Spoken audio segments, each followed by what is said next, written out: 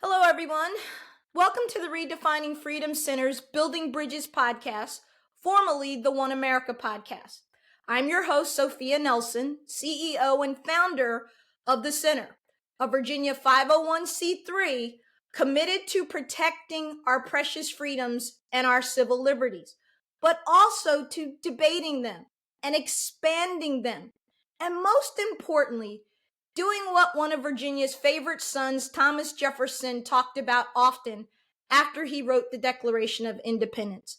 First, you'll remember his famous quote that the tree of liberty must be refreshed from time to time.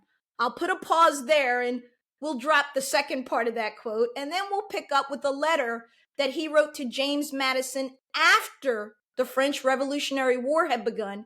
And he opined on this Constitution that we were putting together, and he wondered if it shouldn't be rewritten every 19 years or so, because Jefferson feared that a document that was written by dead people that was governing the living was going to become more of a fiat and a mandate than of something that the people would embrace and live by.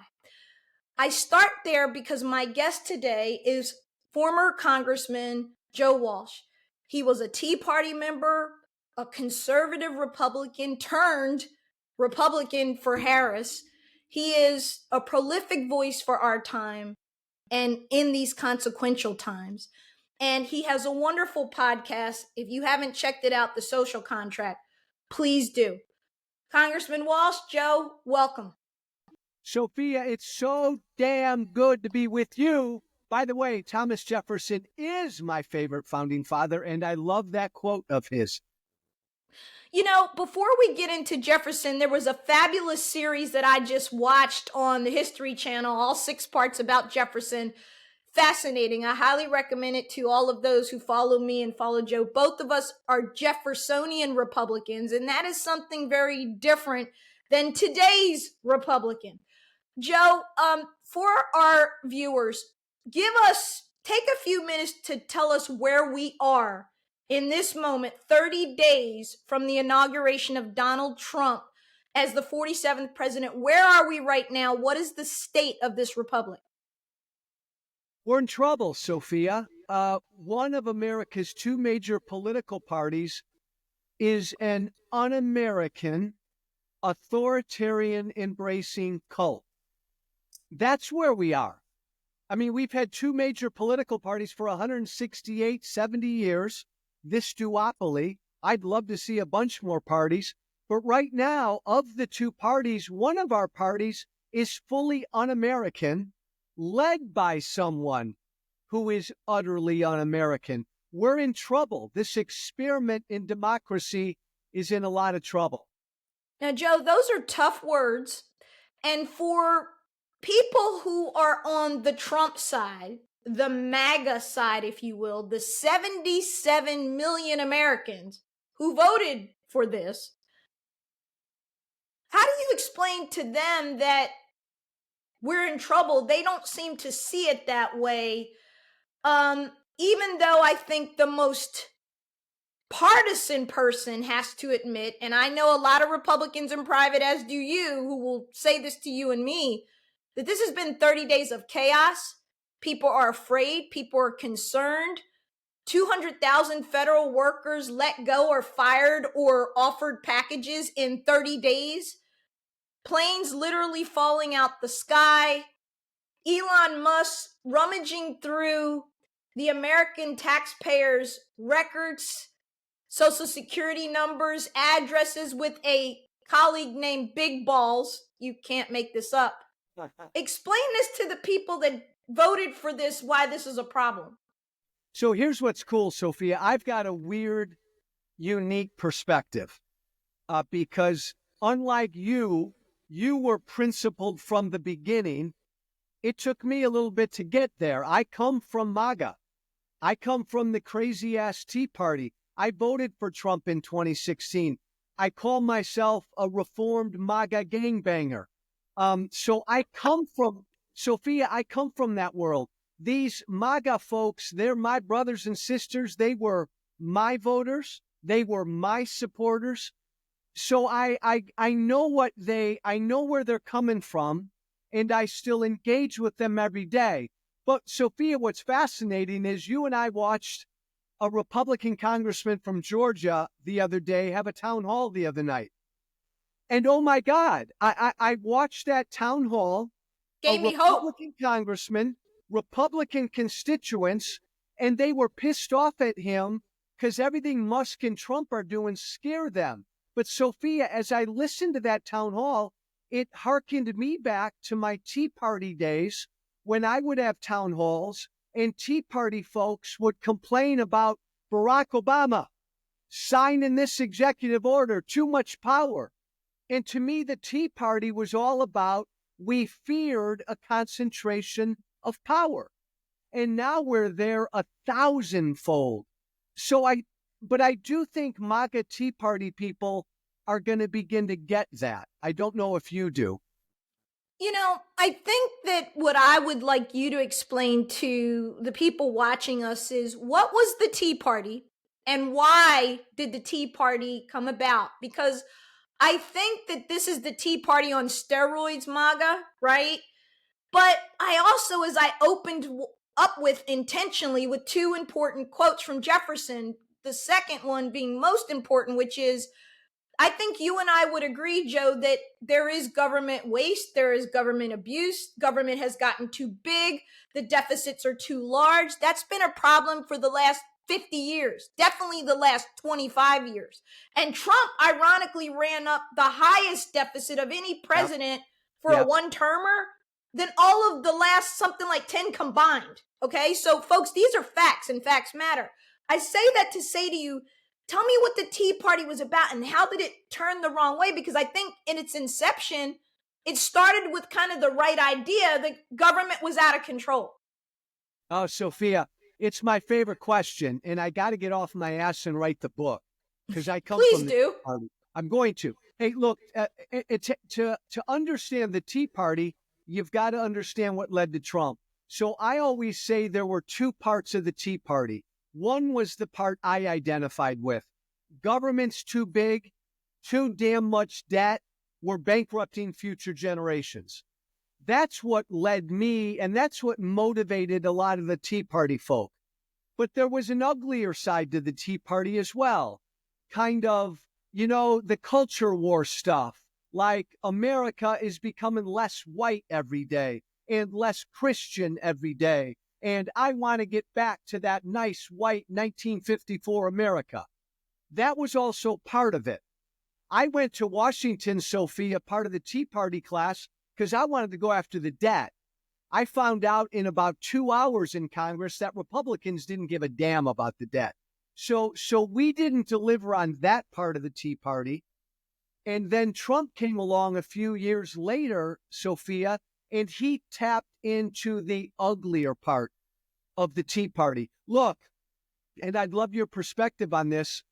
I have apologized for 7 years publicly for everything that I did that helped lead to Trump. I helped to inflame MAGA. But the Republican Party establishment was asleep at the wheel for years, and they ignored their base. People like me inflamed the base, but the party establishment ignored the base, and that created the perfect kind of climate and environment for Trump.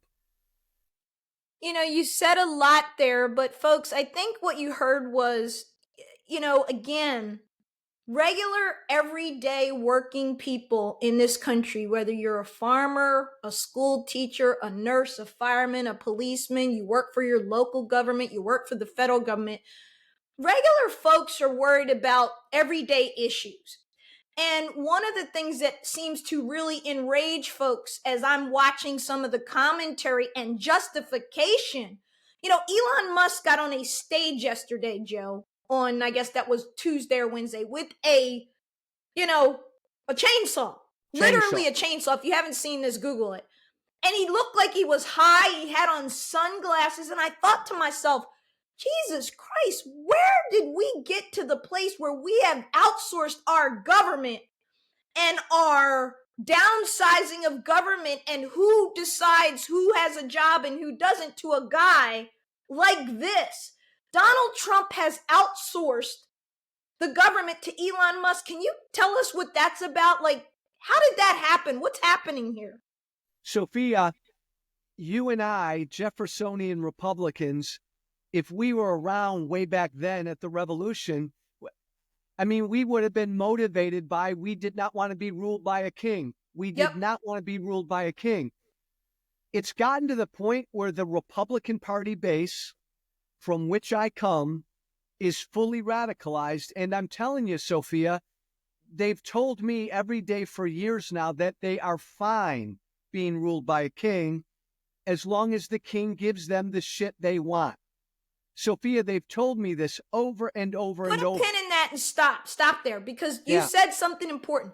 What is it that they want, and what is it that they feel he's giving them that would allow them to jeopardize Social Security, Medicare, Medicaid, NIH, CDC, the programs? I mean, you've got Senator Katie Britt there in Alabama getting upset because jobs are being cut in her backyard, and she's hearing from constituents. It's happening in Georgia, like you said, in the district there, right there in Roswell, which is very red. And it's happening all over the country. Wait until people hear about the USDA programs that got cut. Not only the farmers, but people who get scholarships, their kids that are going to farm at like Texas A&M or Florida A&M. I happen to know somebody who's got a kid on one of those scholarships. They don't know if they'll be able to keep her in college. So talk to me about this trade-off that's happening, that they don't see the damage, and what are they getting in return? Sophia, by the way, you need your own TV show because you are a wonderful interviewer. You're kind. No, I mean it. It's like, and again, I'm going to simplify because this is what they've told me over the last 6 years, ever since I turned against Trump. I want 1954 America back, where men were men, women were women, men married women, and women married men. You had the job the dad had was in that plant in town. America was mostly a white Christian country. We didn't let people into America illegally. You could say Merry Christmas. They want this notion of an America, that America back. They've given up on the democratic process being able to give them that America back, which is why they want like a strong man to do it. So when I say, Sophia, only he's not doing that, you would agree, right? That's not what he's delivering at all.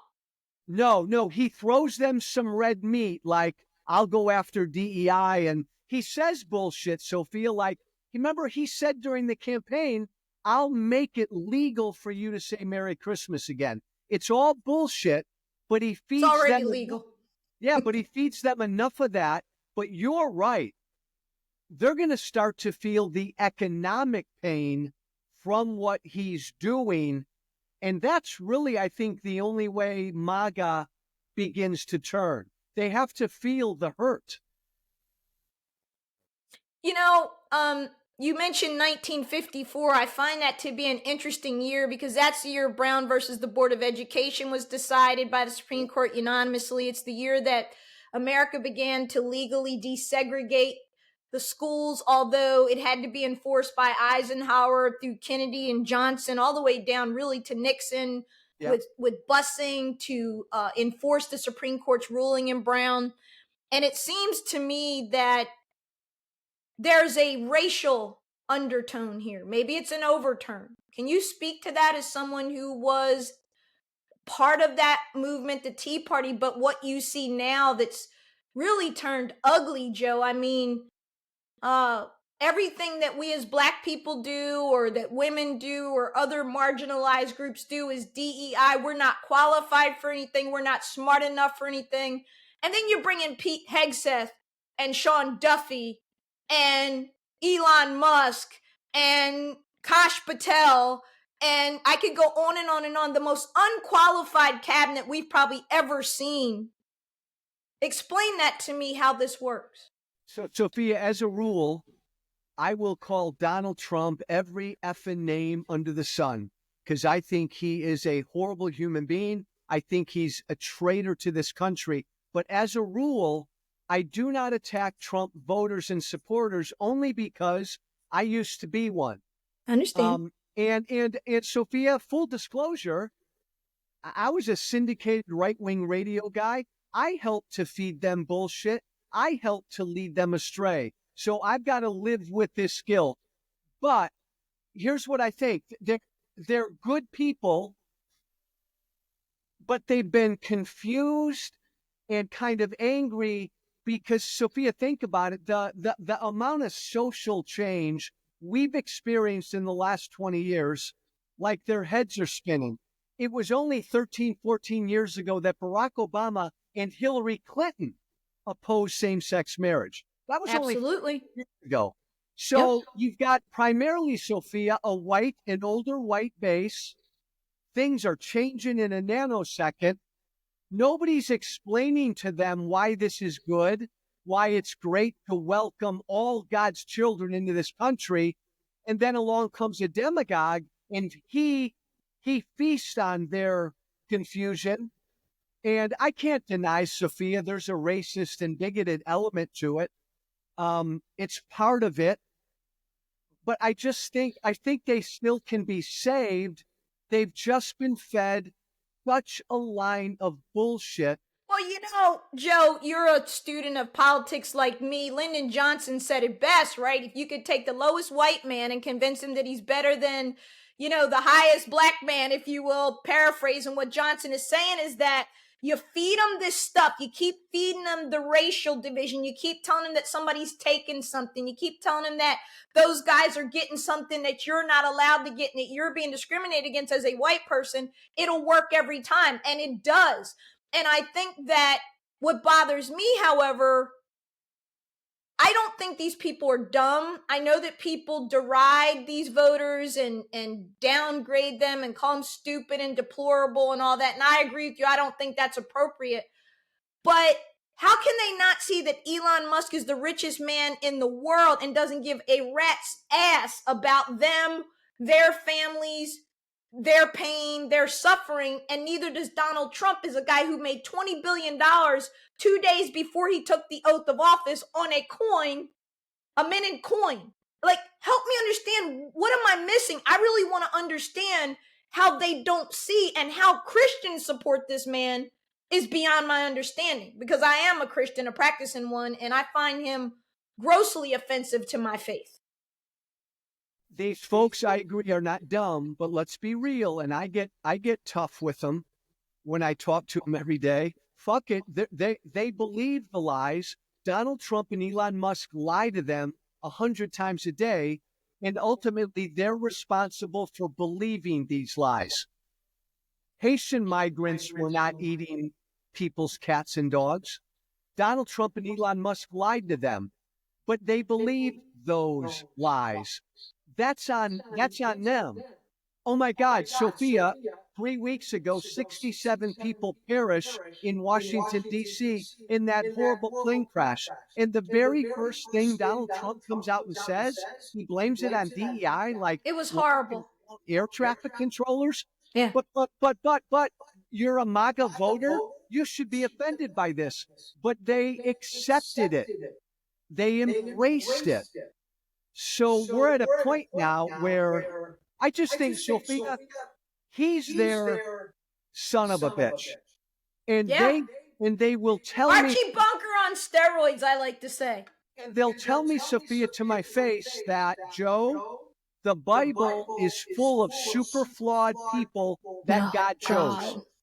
And that's what Donald Trump is, Joe. That doesn't cut it, and they know better. Boom, boom, boom. Because the Apostle Paul says, shall we abound in sin? And that is his point in the letter to the Romans, that, wait a minute, time out. Yes, we're sinful beings.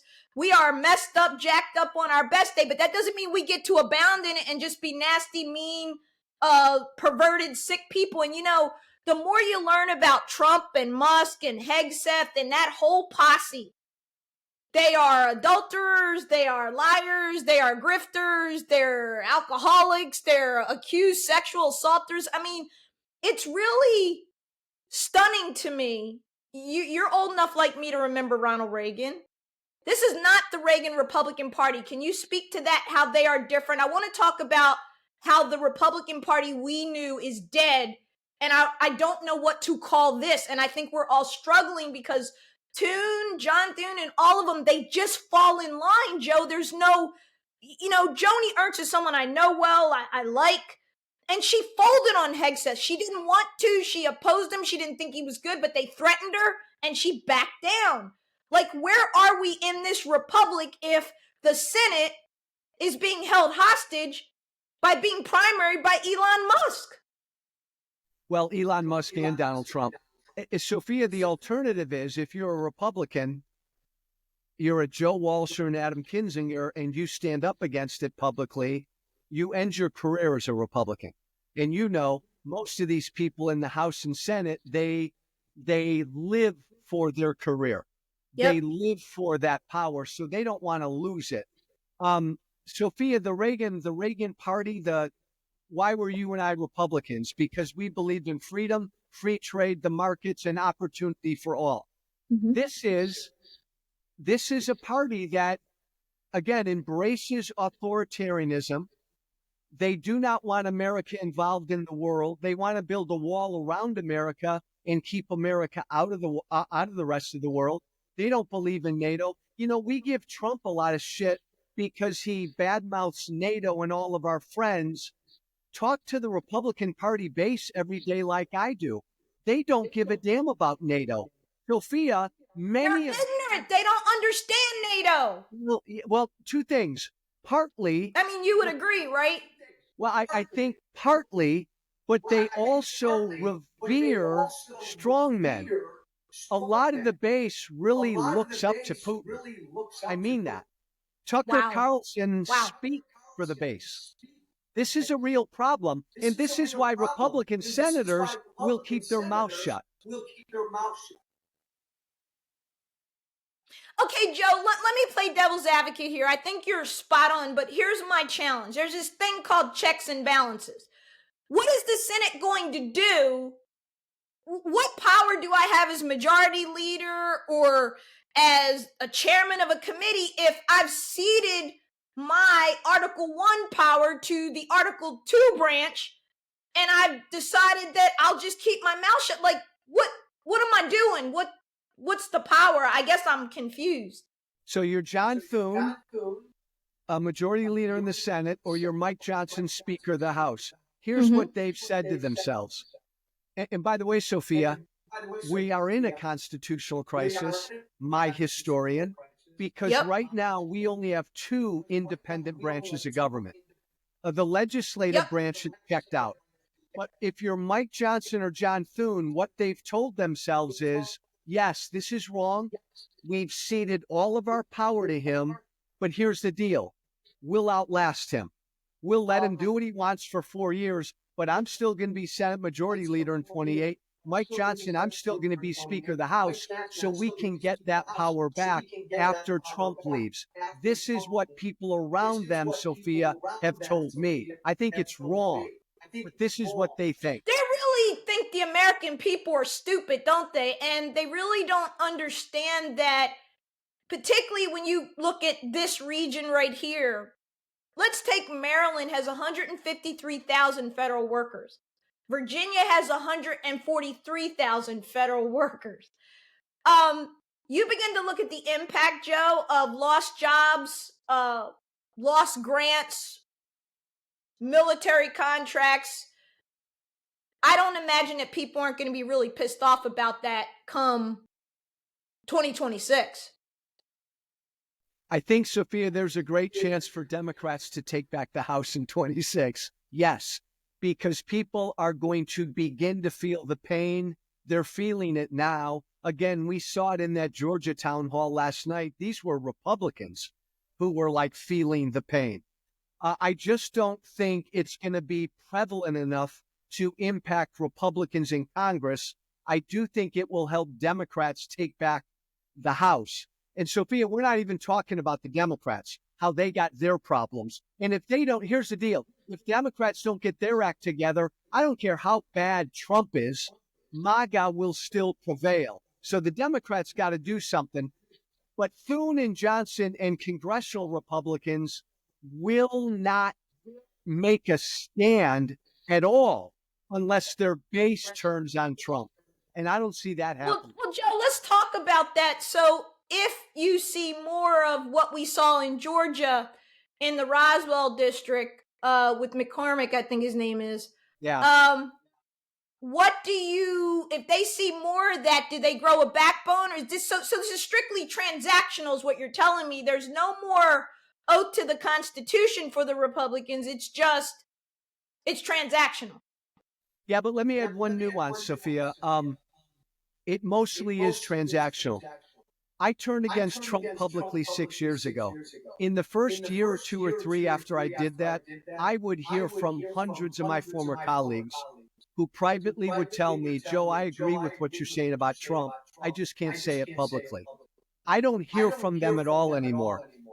It's important for people to understand that, especially in the House, the number of true believing crazies, like Marjorie Taylor Greene, they've increased in the House. And they've even increased in the Senate. So there are more Republicans in the House who are full on MAGA, full on. So that's a separate problem. But all the other Republicans like John Thune's not full on MAGA. He'll turn on Trump once they show polling that the Republican Party base is no longer there. And then they'll start to kind of separate themselves a little bit. I think you'll see some of that in the budget fight in March. You know, Joe, and I'm glad we're recording this because you're breaking up a little bit. I don't know if your connection is okay, but the good news is they can edit this and cut and do the best they can. But what I want to focus on is really, again, if you say we're in a constitutional crisis, and I believe we are, explain what you mean by that to people that don't know what that means. I mean, Sophia, that our founders gave us three independent branches of government, all checks on each other. In fact, I say this as a former congressman, our founders made the legislative branch the most powerful. The People's House is supposed to be the check on a tyrant. That's gone right now. So we have a runaway executive who, as you said, has an unelected oligarch running the federal government, no legislative branch right now, and a judiciary branch that's overwhelmed because Trump throws 1,000 things at him a day. Put a pin in that for a moment. You everything I agree with, but let's talk about the judiciary, which is the Article 3 branch. I think the challenge with that I saw before we went to air, that a federal judge just greenlighted him to fire these employees and to do these mass layoffs. So you got conflicting judges at the district court versus the appeals versus the circuit court. Ultimately, this is going to land with the Supreme Court. What do you think about the Supreme Court in this instance? And will it hold the line or will they fold as well? I actually think, Sophia, that anything that gets up to the Supreme Court, even though it's kind of stacked right now, I think the Supreme Court is going to follow the law pretty well. I think most of what Trump and Musk are doing is unconstitutional and unlawful. I think they will lose most of the court cases they face. But Sophia, the damage, look, USAID, Trump and Musk don't have the power to shut that agency down. So that will be overturned. But in the meantime, they've gutted that agency. And it will take months and years to get just that one agency back on its feet. So this is really, really a problem.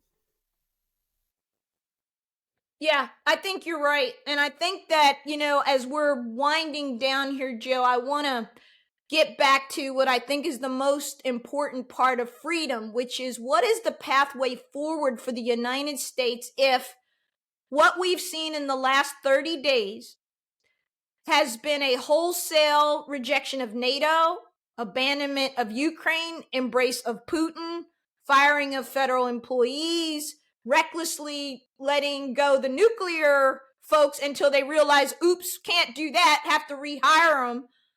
I mean, this is Project 2025 on steroids. So what is the path forward? Or are we just in trouble and we're not getting out of this thing until 26 or 28 if we survive that far. What do you think? Sophia, it's such a great question. So yes, you're right. We're in trouble. We're losing. We're going to take a lot of hits. So what do? Well, okay, here we are 249 years later.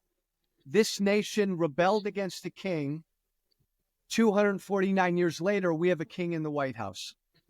So how do we stop it? My God, the courts and the rule of law had better hold.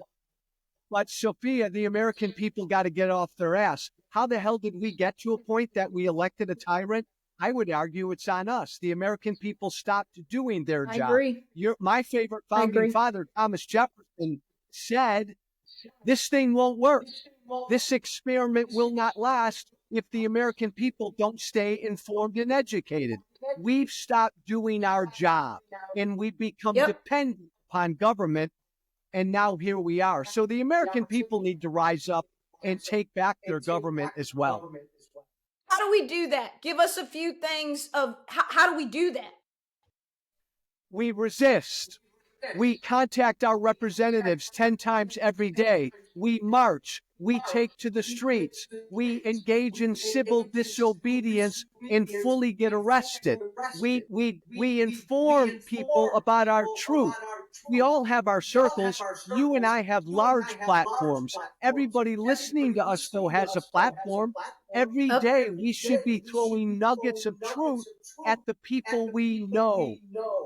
Look, this is our government. And so we've got to take concrete steps to try to take it back. I think you're right. Joe, tell folks how they can follow you, find you, and follow you on Substack and everything. Tell them where to find you. First off, I want to say, love me some Sophia Nelson. Love this lady. So follow this lady and follow what she's trying to build. And I apologize, everybody, if I have a shitty connection, because I love to talk to Sophia, with Sophia. Hey, follow me on Twitter and everywhere at Walsh Freedom. I've got a podcast and a Substack page called The Social Contract with Joe Walsh. Sophia, I'm just focused on, I don't want to bitch and moan and complain about Trump. I want to focus on what we can do. So that's what I try to put out there every day. Real concrete things that we can do. You know, Joe, I said this at the outset, and I'll say it again. You are a prolific voice for our time. You served in the Congress. You are a patriot. You put yourself at risk every day. Sometimes when I open up my Twitter and I see you, I'm like, oh, shit.